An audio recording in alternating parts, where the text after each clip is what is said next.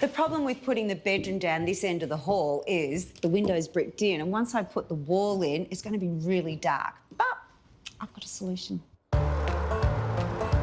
Skylights just don't bring a sense of heaven into a room. They can save you a lot of money on electricity bills during the day.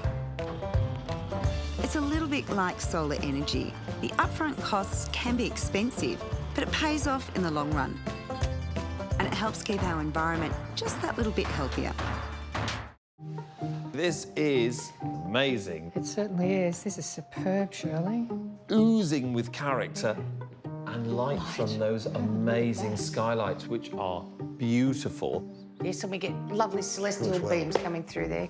And for things that don't make the cut while they wait for a sale, we've created some attic space in their huge roof. Ta-da! You now have an attic. I'm so excited. Yeah, you've got so much space up in there, so it just makes sense to store things up there if you need to. Yes. I brought it forward of the door and off-centre so that you can always have it open. It can actually be utilised all the time. It's so good. Yeah, it's brilliant, isn't it?